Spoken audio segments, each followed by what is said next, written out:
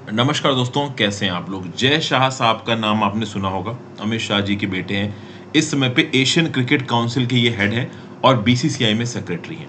अब रिसेंटली इन्होंने ये स्टेटमेंट दे दिया कि जो एशिया कप है 2023 का, वो एक न्यूट्रल वेन्यू पे खेला जाएगा। ओरिजिनली ये शेड्यूल्ड था कि एशिया कप को पाकिस्तान में खेलना है 2023 में, लेकिन अब एकदम से स्टेटमेंट आती है जय शाह की कि नहीं भाई, ये तो एक न्यूट्रल वेन्यू पे खेला जाएगा। अब जैसे ही ये स्टेटमेंट आई जय शाह की तरफ से, ओवरऑल पाकिस्तान जो क्रिकेट बोर्ड है वो एकदम हिल के रह गया। पाकिस्तान क्रिकेट बोर्ड ने धमकी दे दी कि हम 2023 में ये जो 50 ओवर का क्रिकेट वर्ल्ड कप होने वाला है इंडिया के अंदर, उसमें पार्टिसिपेट नहीं करेंगे।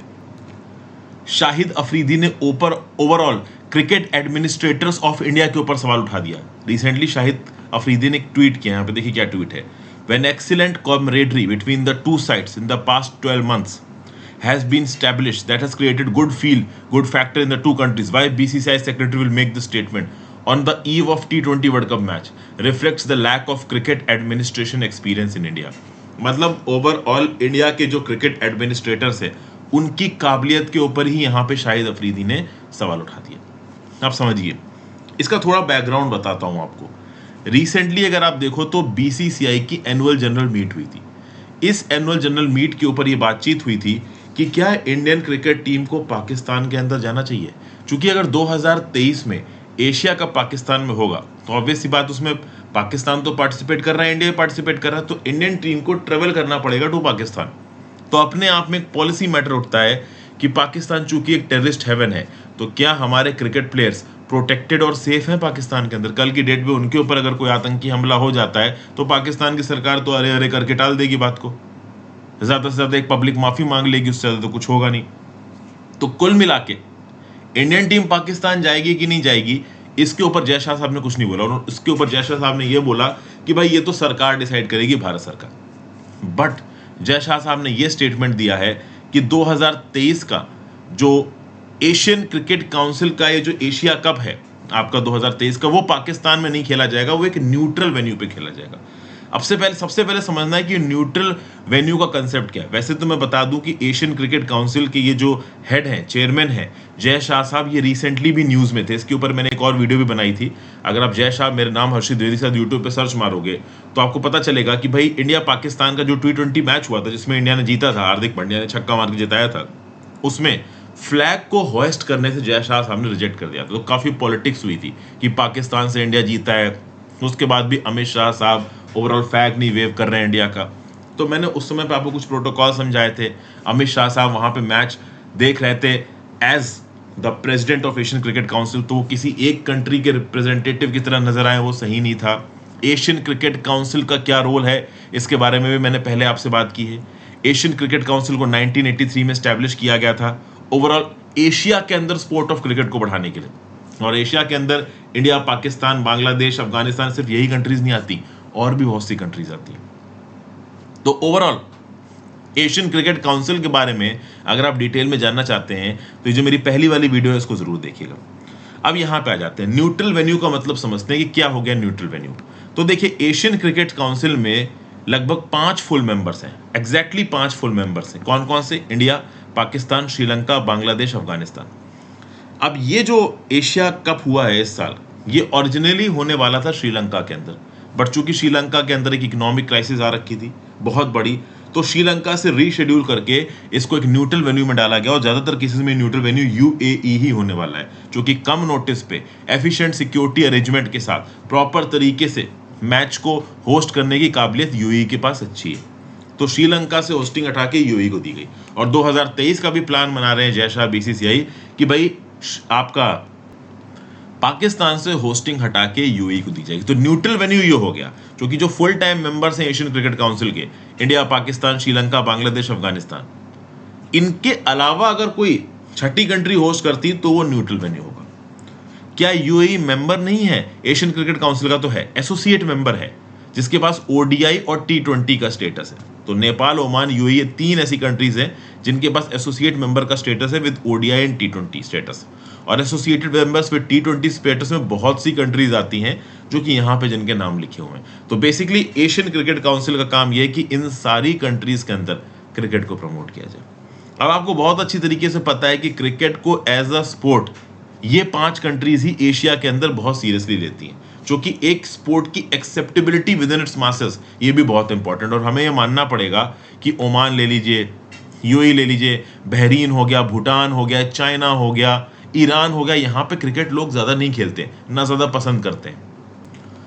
तो कुल मिला के एशियन क्रिकेट काउंसिल की बात की जाए तो 5 कंट्रीज के अंदर क्रिकेट को बढ़ाना इसका सबसे बड़ी रिस्पॉन्सिबिलिटी। अब इंडिया के अंदर ऑलरेडी क्रिकेट बहुत बढ़ा हुआ है, रहा पाकिस्तान, श्रीलंका, बांग्लादेश, अफगानिस्तान।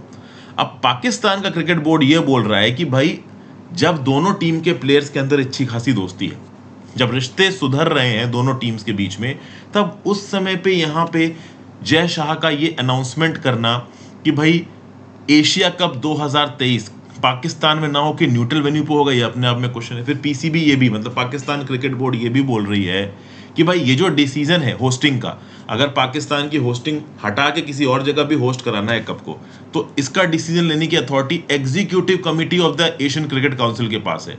तो एशियन क्रिकेट काउंसिल का चेयरमैन प्रेसिडेंट कैसे अनाउंसमेंट कर सकता है कि न्यूट्रल वेन्यू पे होगा, जब तक एग्जीक्यूटिव काउंसिल से डिसीजन पास ना हो। तो कुल मिला के जय शाह साहब और इंडिया की इंटेंट पे यहाँ पे पाकिस्तान क्रिकेट बोर्ड क्वेश्चन उठा रहा है। पाकिस्तान क्रिकेट बोर्ड ओपनली तो ये नहीं बोल रहा है यहाँ पे कि इंडिया बैक एंड से कोई प्लानिंग वगैरह कर रहा है, लेकिन हाँ, पाकिस्तान क्रिकेट बोर्ड ने ये जरूर बोल दिया है कि अगर हमारे होस्टिंग राइट्स छीने गए तो हम किसी भी हाल में 2023 में इंडिया के अंदर होने वाले 50 ओवर फॉर्मेट के वर्ल्ड कप में पार्टिसिपेट नहीं करेंगे। अब अपने आप में एक बहुत बड़ा क्वेश्चन उठ जाता है, क्योंकि क्रिकेटिंग जगत में पाकिस्तान एक इंपॉर्टेंट टीम है और वैसे भी इंडिया पाकिस्तान कोई बायलैटरल टूर्नामेंट मैचेस खेल नहीं रहे, तो इस कंटेक्स्ट में इस प्रकार के मल्टीनेशनल इवेंट्स में ही ये दोनों टीमें आपस में टकराती हैं। तो जब इंडिया पाकिस्तान के मैचेस होते हैं तो उसमें कॉमर्शियलाइजेशन बहुत होता है, और इंटरनेशनल क्रिकेट काउंसिल और एशियन क्रिकेट काउंसिल के इवेंट्स में जब भी इंडिया पाकिस्तान मैचेस वगैरह होते हैं तो पहले से ही उसमें एडवर्टीजमेंट के कॉस्ट, मार्केटिंग के कॉस्ट, जिस स्टेडियम में मैच हो रहा है वहाँ के टिकट्स वगैरह एडवांस में बुक होने लगते हैं, तो बहुत सारी कॉमर्शियल लाइबिलिटीज एसोसिएटेड होती हैं। अब ऐसे केस में अगर पाकिस्तान यहाँ पे एग्जिट हो जाता है तो जितनी भी एडवर्टीजमेंट, मार्केटिंग एजेंसी और भी जितने प्लेयर्स फाइनेंशियली इन्वॉल्व हैं इस पूरे टूर्नामेंट के साथ, उनको थोड़े बहुत लॉसेस हो सकते हैं, और इसके बारे में पाकिस्तान को पता है। तो पाकिस्तान यहाँ पे बहुत स्ट्रांगली बोल रहा है कि 2023 के अगर हमारे होस्टिंग राइट्स छीने गए एशिया कप के, तो इंडिया में होने वाले वर्ल्ड कप 2023 में भी हम पार्टिसिपेट नहीं करेंगे। अब पाकिस्तान की ये धमकी बीसीसीआई के ऊपर कितना इंपैक्ट डालेगी, ये तो देखिए आगे आने वाले समय में ही पता चलेगा। लेकिन आज की डेट में अगर इंडिया एशिया कप 2023 को पाकिस्तान से रिलोकेट कर देता है तो पाकिस्तान को बहुत नुकसान होगा। पाकिस्तान को एक टेररिस्ट हेवन समझा जाता है। बहुत ही कम ऐसा होता है कि कोई भी टीम सेफली ये सोचे कि हाँ भाई पाकिस्तान में जाके हम मैच खेल सके। सिक्योरिटी अरेंजमेंट एक बहुत बड़ी चीज़ है, बम धमाका हो जाता है, टीमों को पाकिस्तान छोड़ के जाना पड़ जाता है। तो अपने आप में एशिया कप जैसा टूर्नामेंट पाकिस्तान अपनी ज़मीन पे सक्सेसफुली कंडक्ट करवा दे, ये पाकिस्तान की इंटरनेशनल इमेज के लिए बहुत इंपॉर्टेंट है। और अगर इंडिया उस टूर्नामेंट को होने ही नहीं देता है तो पाकिस्तान की इंटरनेशनल इमेज तो हर्ट होगी ही होगी। At the same point of time इनकी इकोनॉमी को भी झटका लगेगा, क्योंकि दुनिया भर से प्लेयर्स पाकिस्तान के अंदर आएंगे, उनको देखने के लिए बहुत सारे टूरिस्ट पाकिस्तान के अंदर आएंगे, उनकी टूरिज्म इंडस्ट्री को बूस्ट मिलेगा, उनकी सॉफ्ट पावर दुनिया भर में बढ़ेगी। होस्टिंग राइट्स के थ्रू पाकिस्तान के जो कॉमर्शियल प्रोपोगेटर्स हैं, चैनल्स हैं, वो पैसा कमाएंगे। ये सब कुछ एक झटके में पाकिस्तान से छिन जाएगा अगर एशिया कप के होस्टिंग राइट्स पाकिस्तान के पास से चले जाते हैं। इंडिया के स्टेटमेंट के हिसाब से पाकिस्तान होस्ट नहीं करेगा। इंडिया के स्टेटमेंट मतलब जय शाह के स्टेटमेंट के हिसाब से। जय शाह इस समय पे बीसीसीआई में सेक्रेटरी भी हैं और एशियन क्रिकेट काउंसिल के प्रेसिडेंट भी हैं। और मैं बता दूं, इंटरनेशनल क्रिकेट में, चाहे वो इंटरनेशनल क्रिकेट काउंसिल हो, चाहे वो एशियन क्रिकेट काउंसिल है, इंडिया की बहुत चलती है, क्योंकि इनके इंटरनेशनल बजट्स और इंटरनल बजट्स का मेजर पोर्शन बीसीसीआई फंड करती है।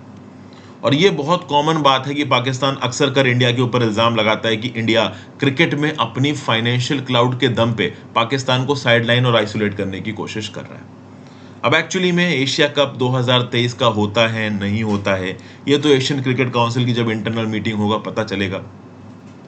पाकिस्तान ने एक और स्टेटमेंट दिया है, अगले ही महीने मेलबर्न में आईसीसी यानी इंटरनेशनल क्रिकेट काउंसिल की बोर्ड मीटिंग होने वाली है। तो इस पर्टिकुलर मीटिंग में पाकिस्तान इस पर्टिकुलर मुद्दे को उठाएगा और बोलेगा कि जय शाह कौन से बेसिस पे ये स्टेटमेंट दे रहे हैं कि पाकिस्तान में होस्ट नहीं होगा एशिया कप 2023। तो इंडिया की सरकार के पर्सपेक्टिव से देखा जाए तो ये एक मास्टर स्ट्रोक होगा इंडिया को आइसोलेट करने के लिए। बट क्या सक्सेसफुली इंडिया ओवरऑल बिना पाकिस्तानी बायकॉट के इस स्टेप को ग्राउंड लेवल पे इंप्लीमेंट कर पाएगा, ये अपने आप में एक ऐसी बात होगी जो आगे आने वाले समय में पता चलेगी। आपके इसके बारे में कोई व्यू पॉइंट हो तो नीचे कमेंट बॉक्स में जरूर लिखिएगा। Thank you for watching friends. Video को लाइक और शेयर कर दीजिएगा, इंस्टाग्राम पे फॉलो कर लीजिएगा, टेलीग्राम ग्रुप ज्वाइन कर लीजिएगा, ज्यादा से ज्यादा लोग से वीडियो को शेयर करें। Have a great day friends, goodbye, ध्यान